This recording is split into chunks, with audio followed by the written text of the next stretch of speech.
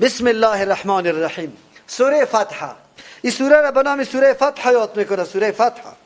فتح کامیابی را میگه، کامیابی بزرگی که نصیب مسلمانان شده الله تبارک و تعالی از او یاد میکنه. در پشت سر این فتح کدام دستورات مهم که درسای عظیم برای آینده ماست، آینده همه مسلمانان تا روز قیامت است، او هم در این صورت برای ما باز میشه. مراد از فتح چی است؟ مفسرین کرام مختلف نظریات داره. کسی فتح مکه را میگه، کسی مراد از فتح واضح ترقی و مطلقی غلبه و تسلط مسلمانان را در تمام زمان میگه. لیکن بهترین راجحترین قول است که مراد از فتح صلح حدیبیه است. از همون خاطر این صورت به نام سوره فتح یاد میکنه، به خاطر امرای صلح حدیبیه فتوحات خیلی زیاد بستگی داره. 111 سورت است در نزول خود که قبل از سوره مائده و بعد از سوره جمعه نازل شده. قطع سورت ما قبل هم ارتباطش است، در اونجا امر به قتال بود، در اینجا بشارت بالای فتح که جهاد شروع کردی الله تبارک و تعالی فتح را نصیبت میکنه. یا در اونجا 18 صفت مؤمنان الله تبارک و تعالی و 18 صفت کفار و 18 صفت منافقین ذکر کرده بود، در اینجا برای شجاعت دادن و او صفتایی که سبب رضامندی الله شده از مؤمنان را ذکر میکنه. یا 18 صفت است، 18 صفت مؤمنان است که سبب رضامندی کی گشته؟ الله تبارک و تعالی. موضوع مرکزی از این صورت بیان عظمت و قدر و قیمت شخص و وجود پیغمبر علیه السلام، از فرمانش، از امرش. چرا؟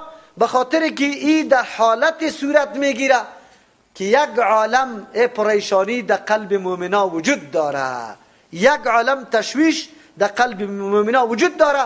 الله تبارک و تعالی برای اطمینان و سکون دادن قلب مؤمنا این صورت روان کرده. از همون خاطر در ضمنش معلوم میشه که پیغمبر چقدر عظیم شخصیت است، قطعی از او چی معامله شود، چی حق سر ما داره، ما چی باید بکنیم در موردش. قبل از اینکه ما و شما این صورت ترجمهش شروع کنیم، فقط نقشه مختصر صلح حدیبیه را پیش میکنیم که چرا این را فتح مبین الله تبارک و تعالی یاد کرده. پیغمبر علیه السلام خواب دیده بود که با یک تعداد از صحابه کرام به نیت عمره روان میشه و داخل حرم میشه، مراسم عمره را انجام میده و سر خود تراش میکنه. به خاطر از اینکه خواب پیغمبر حتما راست است، این واقعه را با صحابه کرام شریک کرد. آنقدر ولوله و شوق صحابه برخیست که پیغمبر علیه السلام وادار کرد که حرکت میکنیم برای ادای عمره. خود خواب اینطور معلوم نبود که امسال یا دیگه سال، تنها در خواب الله تبارک و تعالی برش نشان داده بود که تو در مسجد حرام داخل میشی. مراسم عمره برای مسلمانان بسیار خوب معلوم میشد. از یک طرف از جنگا خسته شده بودن، این یک نوع برشان یک جلوه دادن شوکت مسلمانان بود، چرا که با یک تعداد عظیم تقریبا 1400 نفر یا 1500 نفر با پیغمبر علیه السلام در عمره میره. یک نوع مانوره هم بود در مقابل کفار. از همون خاطر پیغمبر علیه السلام زمانی که حرکت میکرد برای ادای عمره اعلان کرد عمومی که کلگی باید برای. صحابه کرام تقریبا اکثریتشان برآمدن، بجز از کسایی که معذور بود دیگه کسا باقی نماند، تنها از منافقین در هر طرف بانه و بانه جویی کردن که پشت سر بخیر حالات ازوار قرآن برای ما بیان میکنه برآمدن. پیغمبر علیه السلام در وادی عصفان رسیده بود که اول به مشرکین مکه آمد. مشرکین مکه جمع شدن، در بین خود مشوره ها را شروع کردند. پیغمبر علیه السلام که در مقام حدیبیه رسید، در همینجا قیام کرد، همینجا پایین شد و میخواست حالات کفار معلوم بکنه. از همون خاطر پیغمبر علیه السلام یک نفر صحابی را روان کرد در پیش کفار که قطع از وا گپ بزنه، معلومات بگیره که آیا پیغمبر علیه السلام میمانه یا نمیمانه. از همون خاطر از طرف مشرکین مکه اول عروه ابن مسعود ثقفی رضی الله عنه که پسان صحابی است ایمان آورده، او آمد با پیغمبر علیه السلام سخنان را شروع کرد. عروه ابن مسعود رضی الله عنه صحابه را دید. هنگامی که پیغمبر علیه السلام وضو میکرد آب وضوی پیغمبر علیه السلام در زمین نمی رسید. صحابه می گرفت او را در جان خود می مالید. این را میگه تبرک به آثار پیغمبر. تبرک به آثار پیغمبر ثابت است. این بالکل درست است، چرا که پیغمبر علیه السلام معصوم است، آثارش قابل برکت جویی هست. اما برای دیگرها این تبرکات حاصل نیست که پشت سر در قصه براتان بیان میکنم. در کدام زیر درختی که بیعت شده، در اون مورد بازی گپم میگیم. عروه ابن مسعود ثقفی که حالات دید، وقتی که پس رفت در قومی خود، برشان گفت که ای مردم، ای قوم، به الله قسم، ما در پیش پاچای کسرا، روم و چیستا یمن سریازیات داخل شدیم، خو قومی را ندیدیم مثل قوم پیغمبر علیه السلام واره که اینقدر عظمت و بزرگ داشت در قلب از یا امو پاچایشان داشته باشه. صحابه حتی آبی وضوی پیغمبر علیه السلام در زمین نمی گذاشتن، آنقدر فرمان بردار و مطیع بود که هیچ پرسان نکو. ما اینطوری قوم ندیده. و ای اول برد پیغمبر علیه السلام برش گفت که ما برای ادای عمره آمدیم، از امو خاطر شمشیرها فقط قطعه مسافر ضروری است، برای مسافرت آورده میشه، ما نیت جنگ نداریم. هدایا را، شترا را قی خود آورده بود برای ازی که معلوم شود که این طرف حرم میره، از او خاطر ما را بگذاره که ما مراسم عمری خود انجام بدیم، باز پس حرکت میکنیم، مسئله جنگ نیست.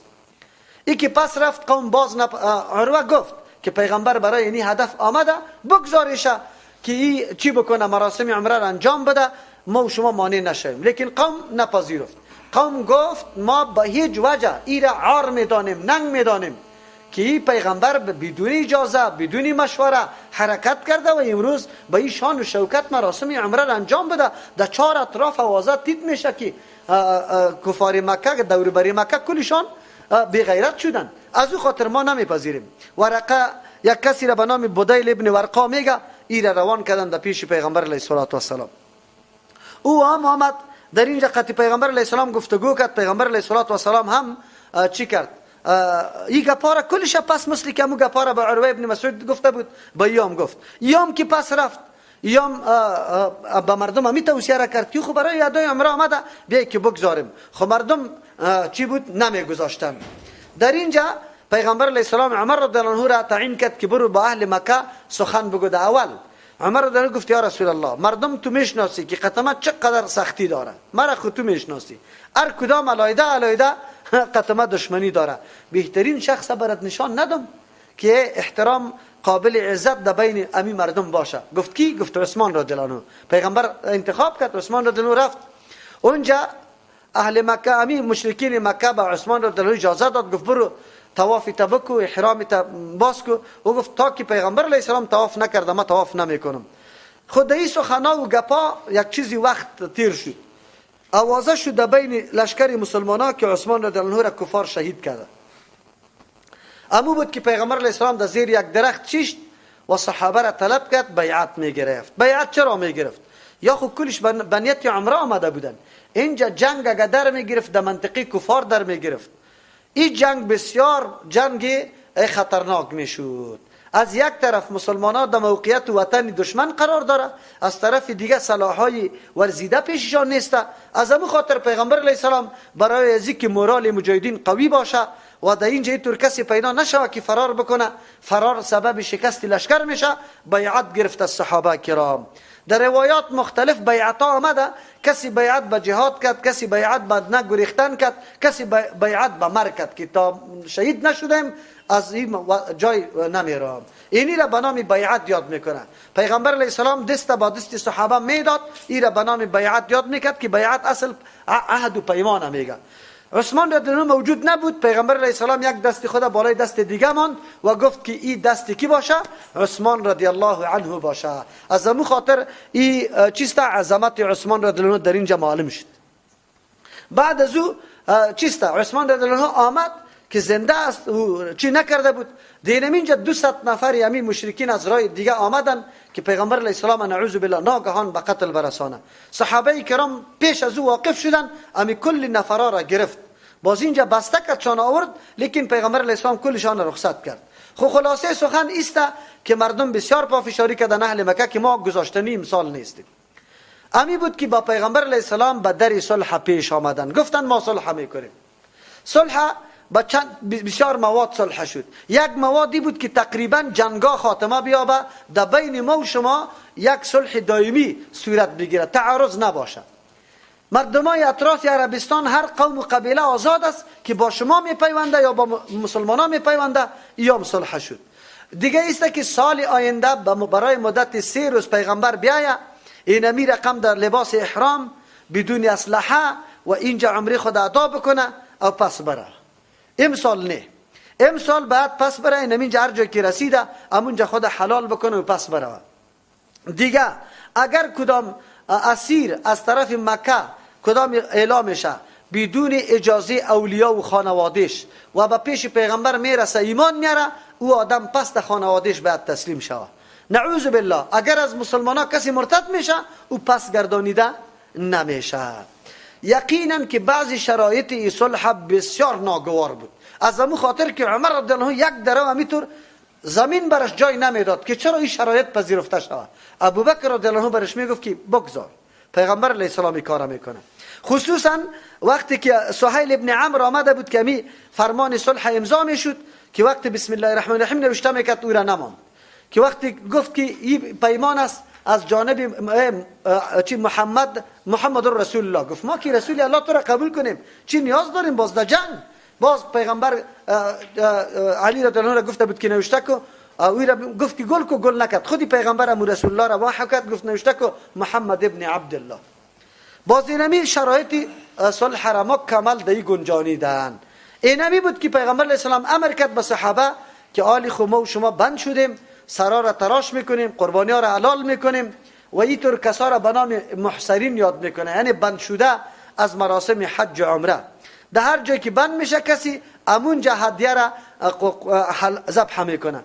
پیغمبر علیه السلام که امر کرد صحابه خیلی دل نادل طرفی گپ میرفتن. چرا؟ صحابه میگفتن یا ما به کدام نیت آمدیم مقصد هم نشد، شرایط هم اینطور شرایط مانده شد که بسیار چی است خنده آور است، ما بیخیم بی غیرتی ما نمایان میشه.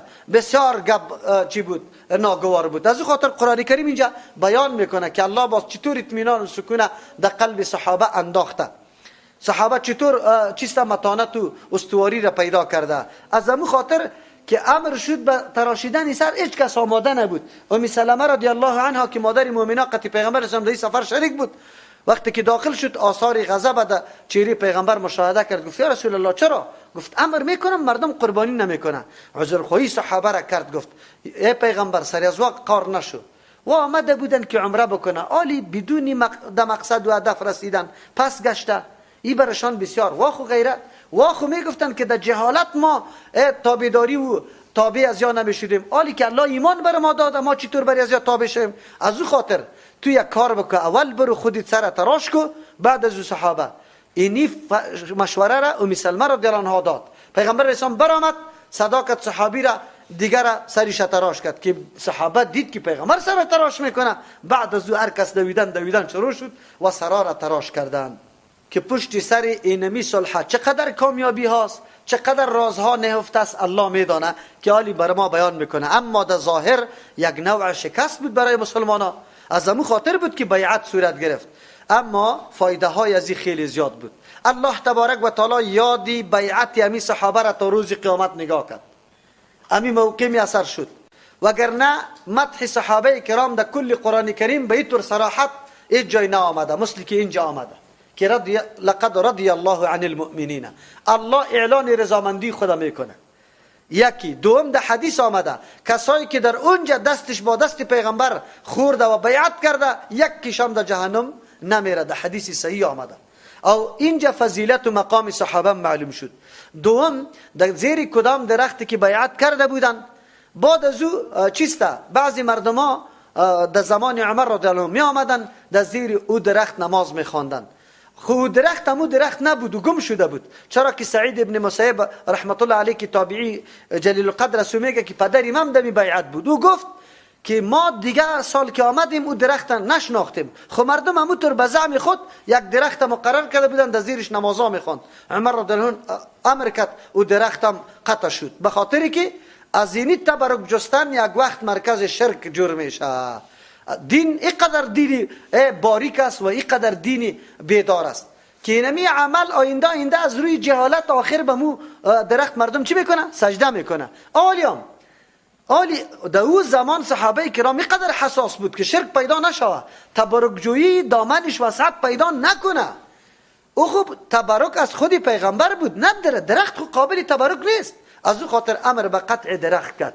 تعجب در اینجاست که امروز کسایی که خود مدعیین سنت رسول الله و محبت با پیغمبر میدانه، خود از مقام پیغمبر که در بالا میتراشه.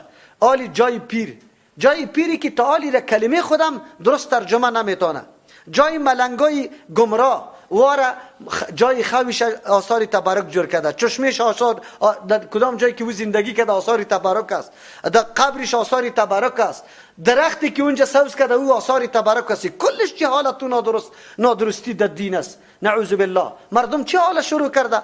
تبرک جستن از آثار غیر پیغمبر قطعا درست نیست. چرا؟ اگر درست می بود ابوبکر رضی الله مقام بلند داشت، بعد از او عمر، بعد از او عثمان، بعد از او علی، بعد از او عشره مبشره، بعد اصحاب بدر، اصحاب بیعت رضوان رضی الله عنهم، کلی از یا قابل تبرکات بودن، لیکن از یک جای نقل نمیشه که از صحابه کسی تبرک گرفته باشه. این مردمای بدبختی مبتدع فیلی هست که هر کس صاحب تبرک میدانه و هر جایش بری خود برکت شمار کرده رایسته. این قطعا درست نیست. اسلام قطعا همچو خرافات مبارزه میکنه، مردم به شرک کشانده رایسته. امروز بری پنجه چینارا لطه دیش بسته شده، میخ دیش چوکیده شده، آلوچک دیش انداخته شده، عجیب کارا مردم میکنن. این کلش نادرست، ناروا، خرافات است، در دین وجود نداره. صلح حدیبیه آلی چی کامیابی در پشت سر خود داشت؟ بزرگترین کامیابی در صلح حدیبیه ای بود که به مسلمانا موقع رفت آمد میسر شد، راه دعوت آزاد شد. مسلمانایی که در مکه مکرمه مستضعف بودن وام به انجام مراسم اسلامی آزاد شدن. آلی تبلیغاتی که علیه اسلام میشد، مردم یکی با دیگه که آمدن نزدیک شدن با مسلمانا، او تبلیغات زمینش بالکل از بین رفت. چرا؟ حقانیت و واقعیت دین به مردم واضح شد که مسلمانا کدام مردم است، چی قانون داره، کدام طرف ما را دعوت میده، مسلک عالی است.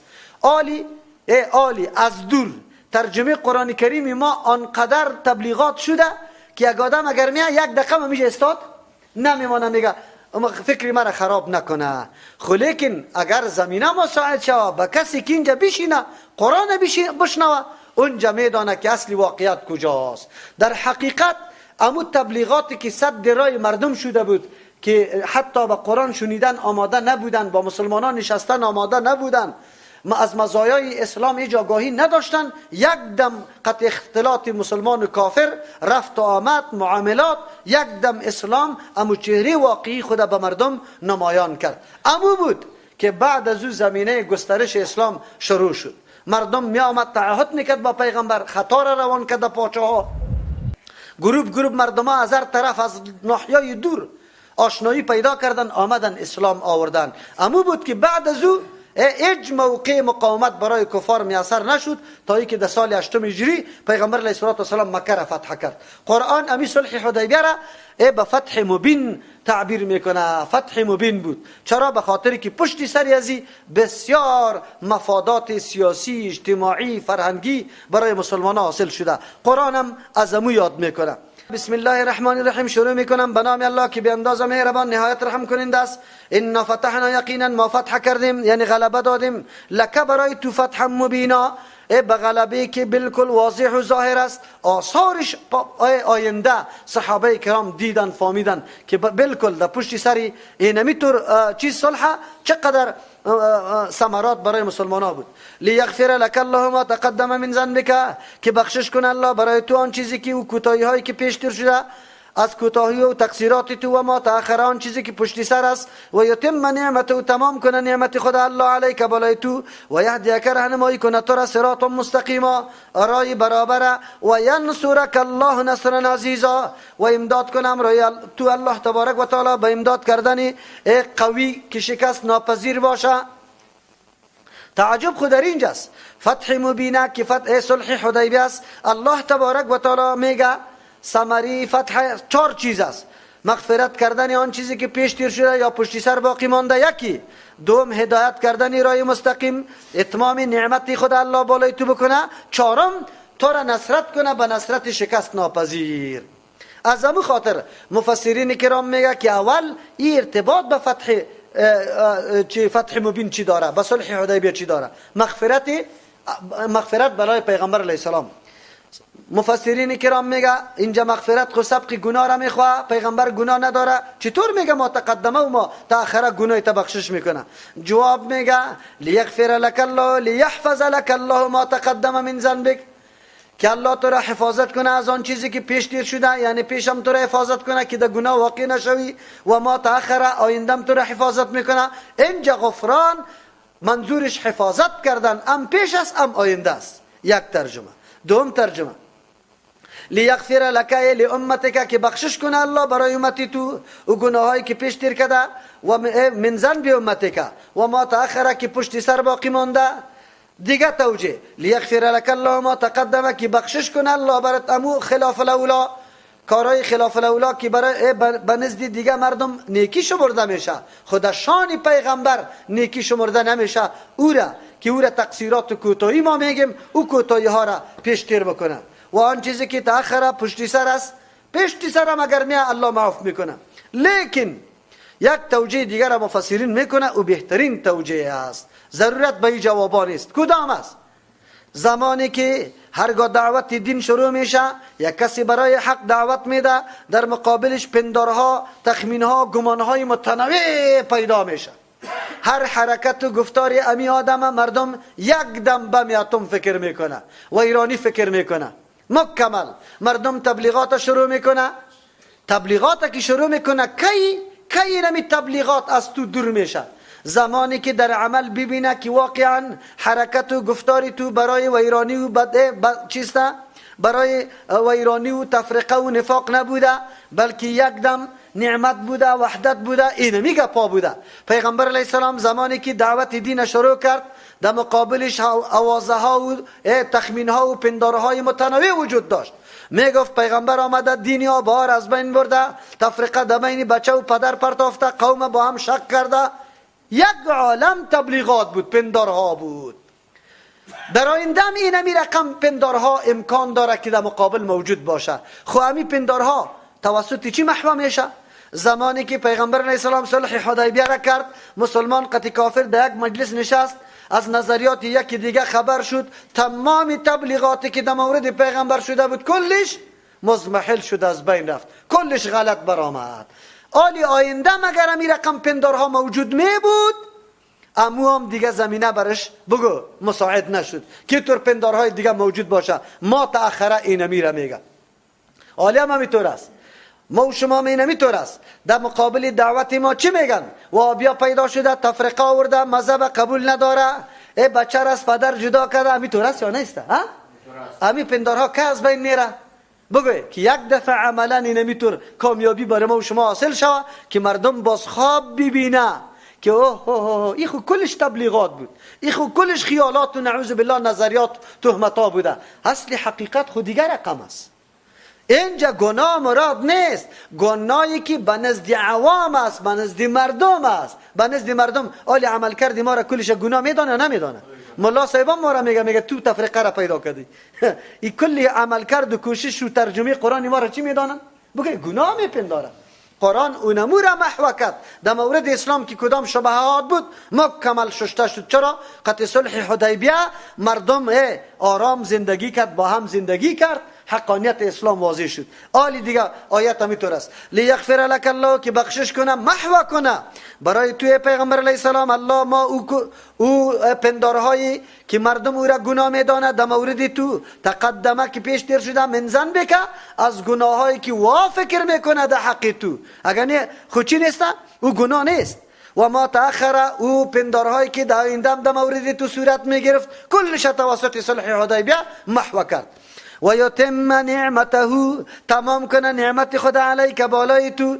او کدام نعمت است؟ که مردم گروپ در اسلام داخل میشه، اسلام قوت میگیره، از جنگ بیغم شده، ای صلح شده، آلی تو در دعوت شروع کرده، ای مردم یک دم بگوی معلومات دین حاصل کرده. این اتمام نعمت است. و یهدیک هدایت کنه تو را صراطا مستقیما. و هدایت کدام است؟ برنامه های اسلام عالی عملی میشه، کلگی به روح آرام، به اطمینان و سکون عالی احکام اسلام عملی میکنه. هر قدر که برنامه اسلام عملی میشه امو قدر هدایت چی میشه؟ قوی میشه. بعد از او که مسلمانان هدایت شد، نعمت الله تمام کرد و این پندارها از بین رفت، خود به خود چی است؟ نصرت است. و ینصرک الله، نصرت کنه تو را، کمک کنه الله، نصرا عزیزا، به کمک شکست ناپذیر. عزیز که فرمان الله دور دادن نمیشه. اینجا امو چیستا نصرتی بود که بالکل واقعا شکست ناپذیر بود. الله سر یک صلح حدیبیه 4 نعمت، 4 چیستا موهبت و بخشش الله سر پیغمبر کرد. هو الذی، پروردگار ذاتی است، انزل السکینه، که روان کرد اطمینان و آرامش فی قلوب المؤمنین، در دلای مؤمنا، با وصفی که خلاف طبع بود شرایط صلح حدیبیه. حالات ناگوار در مقصد هم نرسی، از اونجا حرکت کردی از مدینه، آخرا مراسم عمره را انجام نده و شرایط صلح همان قدر ناگوار که دلت اج نمیپذیره. لیکن الله تبارک و تعالی در قلب از یا چطور آرامش پیدا میکنه؟ صحابه که یک دم در حالت استراب و پریشانی است، الله چطور آرامش میاره؟ لیزدادوا ایمانا مع ایمانهم، که زیاد کنن ایمان امرا ایمانشان. بیعت جهاد میکنه این مردم، عملا برنامه عملیشان عالی زیاد میشه، چرا که مصروف جنگ منگ نیستن. عالی برشان واضح شد که ایمانشان دیگه زیاد شد. چرا؟ ایمان عبارت از پیش برد امی برنامه عملی دین است. برنامه عملی دین دیگه زیاد شد، دیگه عملی شد، از او خاطر ایمانشان زیاد شد. معلوم شد که در ایمان زیادت میاد، نقصان میاد. و در این مورد امام بخاری رحمت الله علیه آیات ها آورده، احادیث آورده، رد کرده به کسایی که به زیادت ایمان قائل نیست، مثل امام ابو حنیفه رحمت الله علیه. خب قولش بسیار ضعیف است از امام ابو حنیفه و مراد از زیادت محکمی ایمان میگیره. لیکن قرآن خودش میگه لیزدادوا ایمانا، که زیاد کنه ایمان امر ایمانشان. بعد از او اگر چی شرایط صلح ناگوار بود، پس از او که میدیدن که چقدر مردم قطیازه نشست برخواست میکنه، رو به اسلام میاره، مزایای اسلام واضح میشه، اطمینان و سکون در قلب چی و مجاهدین و مسلمانان پیدا شد که ما خو ایره بدبختی به خود فکر میکردیم، خو یک دم چی شد؟ بگه نیکبختی شد. ولله جنود السماوات والارض، خاص در اختیار الله است لشکرای آسمان ها و زمین. کل لشکر، اگر ملائکه است، اگر او چیزای دیگری است، در اختیار الله است. میتونه یک قوم هلاک بکنه، یا توسط ملائک، یا توسط باد، یا توسط زلزله، یا توسط آواز هیبتناک. این کلش لشکر الله است و در اختیار کیست؟ الله اینو میتونه میکنه. لشکرها پیش الله است. پس وقتی که لشکر پیش الله است، الله قطع لشکر خود امدادی تا میکنه. و کان الله علیما حکیما، است الله علیم، میدانه که موقع نصرت و پیروزی کدام است. حکیما، حکمت والا است، یعنی الله تبارک و تعالی مطابق حکمت شما را پیروزی نصیب میکنه. چرا؟ چه حکمت است؟ اینجا معلوم میشه که مؤمن است که منافق است. اینجا معلوم میشه که کی خلاف طبع امر پیغمبر را ترجیح میده، ولو که نفسش خواهش نداره، لیکن فرمان پیغمبر است. با چشم سر میبینه که برای ما بیغیرتی معلوم میشه، با چشم سر میبینه که اینی شرط مناسب آل من است، لیکن چون که دستوری کیست؟ پیغمبر است. اینجا معلوم میشه. لیدخل المؤمنین والمؤمنات، که داخل کنه نظر به دولت اطاعتشان، که مکمل فرمان برداری از پیغمبر میکنه، اگر چی طبیعتشان آراسته نیست در این مورد، این شرایط نمیپذیره، خو لیکن طاعت از پیغمبر میکنه، که داخل کنه الله مردای مؤمنه و المؤمنات، زنان مؤمنه. اشاره میکنه که زنان در میدان مبارزه علیه کفر دشمن همینطور نیست که علایده باشه، بلکه زنان حصه داره در اینجا. جنات تجری، داخل کنه در باغا که روان است، من تحتها در زیرش الانهار و جویا، خالدین فیها، همیشه در این جنت ها باغا می باشه. و یکفر عنهم سیئاتهم، دور کنه الله از یا سیئاتهم، همون کوتاهی قصور گناهایشان. چقدر نیکبختی است. و کان ذلک عند الله، هستی نمی بنزد الله تبارک و تعالی که محو گناه شود، داخل در جنت شود. فوزا عظیما، کامیابی خیلی بزرگ. و یعذب المنافقین، عذاب بده منافقا، مردای منافقه. والمنافقات زنان منافقه نونو چونو چراوی گپا میکنه اطاعت الله و رسول نمیکنه والمشرکین والمشرکات مردای مشرک زنان مشرکه کدام کساره الظانین بالله که گمانا میکردن در مقابل بالای الله ظن نسو گمانای بد. یکی گمان بالای خود است. گمان بالای خود خوب است. انسان سری خود گمان کنه که نه عبادتت به اون منزله نیست، تو قدر منزلت نداری، ترس از الله برات پیدا میشه. یکی گمان بالای دیگر است، این غلط است. سری دیگرها گمانی بد نکنی. یکی گمان سری الله است. گمان سری الله بدش بد است، نیکش نیک است. اگر نیک گمان داری که بله گناهگار خواستم، خب بالکل الله مرا بخشش میکنه. اگر نیک گمان داری به الله که الله تبارک و تعالی مرا هدایت میکنه، این خوب است. اگر گمانی بد داری نعوذ بالله میگی که اینمی چیسته، این جهاد خوب نیسته، چرا ما را امر به این طرف میکنه، یا اینمی کار برای ما غلط نمایان میشه، این منافقین میکنه. الله میگه علیهم دایره السوء، منعکس افتاده بالایشان، علیهم بالای خودشان دایره السوء، گردشی بد است. دایره میگه حوادثی بده، حوادث نیک باشه یا بد، اینجا به معنای بد است که سوقتش آمده. و غضب الله علیهم، الله سرشان غضب کرده بالایشان، و لعنهم دور کرده از رحمت خاص یاره، و عد لهم جهنم آماده کرده برشان جهنم، و ساعت مصیرا خیلی بد جای بازگشت است جهنم. ولله جنود السماوات، خاص در اختیار الله لشکرای آسمان ها و الارض از زمین. تسلی میده مؤمنا را بله الله که بخواه کسی را کامیاب میکنه، با مختلف صورت و زمینه کامیابی را برشان مساعد میکنه. مثل که در اینجاست حالت شکست آور بدل کرد به چی؟ غلبه و فتح. و کان الله، هست الله عزیزا زبردست ذات، میتونه فضای شکست آمیز باشه او را به فتح آمیز بدل کنه. حکیم و حکمت ولاسو مصلحت را میدانه. اگرچه صلح حدیبیه در ظاهر هیچ مصلحت دیده نمیشد، لیکن فرمان الله بود، مصلحت های زیاد پیدا کرد. ان ارسلناک عالی مقام و منزلت پیغمبر برای ما بیان میکنه.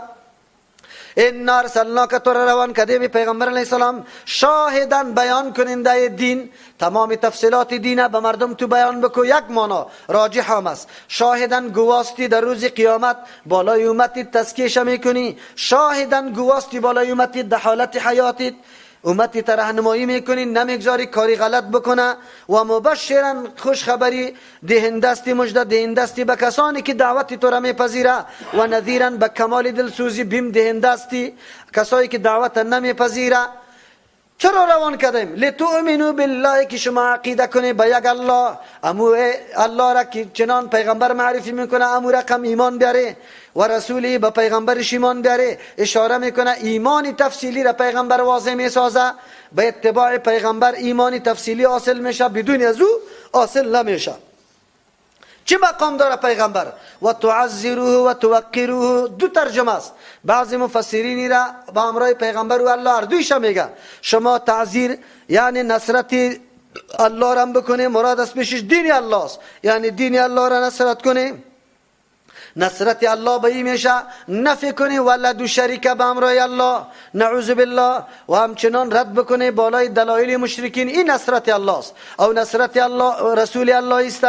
مردم منع کنی که مخالفت روش پیغمبر نکنه، مخالفت روش پیغمبر نکنه، و همچنان سنت رسول الله را و نادیده نگیره. شبهاتی که سری سنت وارد میشه را دفع کن، این را تعذیر میگه. و توقیرو، شما توقیرو چی؟ تعظیم بکنی الله را و رسوله. الله را توقیر کردن، نام الله را چیست؟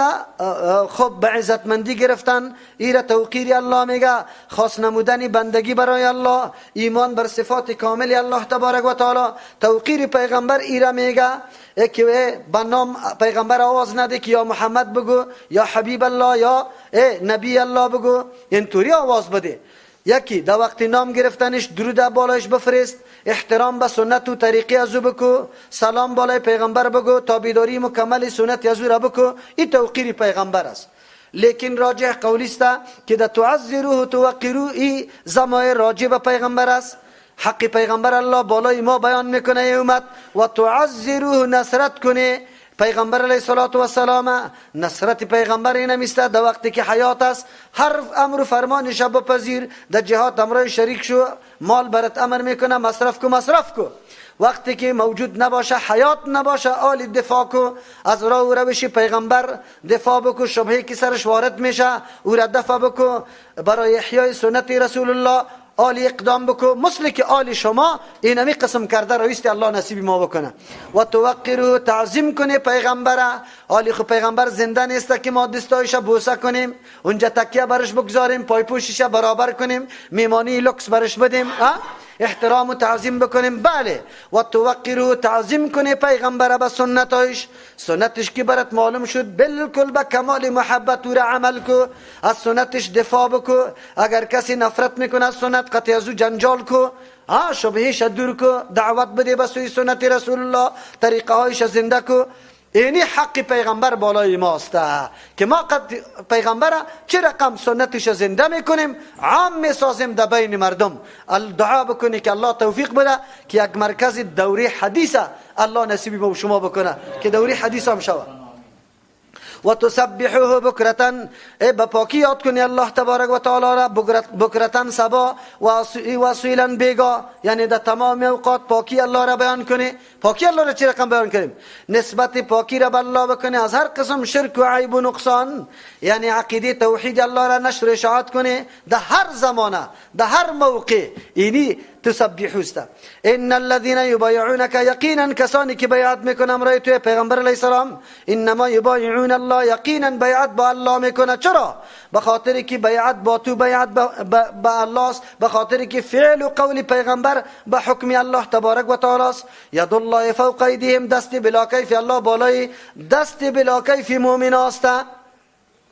یعنی این بیعت مثل که با امرای الله تبارک و تعالی کرده، این بیعت پیغمبر با مردا به دست کرده، با زنا به قول کرده به زبان. ایج وقت دست پیغمبر در دست زنی بیگانه نخورده. عایشه رضی الله عنها میگه ای قسم والذی نفسی بیده ما مس ید رسول الله ید امرأة قط، مسا نکرده دستی پیغمبر دستی یک زن هیچگاه هم از بیگانه را. آلی پیرای گمراه برآمده به زنا چی میده؟ او را خود چی میکنی که میگه ای اگری طور نشه بیعت نمیشه. بیعت خوب پیمان است، عهد است، در زبان هم میشه. یادتان باشه او بیعت ها برای چی بود؟ بگه جهاد بود. بیعتی که پیغمبر با زنا کرده او هم میاد سپاری 28 ان شاء الله برای نه گناه کردن. اینطوری بیعت ها درست است. خب بیعت تا بیعت فرق داره. بیعت پیغمبر برای جهاد بود.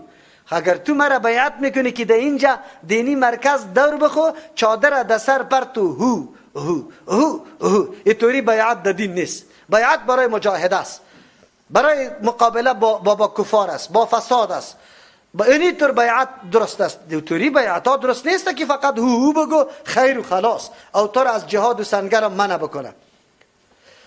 فمن نکث، اگر کسی مشکنه ای بیعت، فانما ینکث علی نفسی، یقینا مشکنه ای را با تاوان نفس خودش، الله ضرورت برش نداره.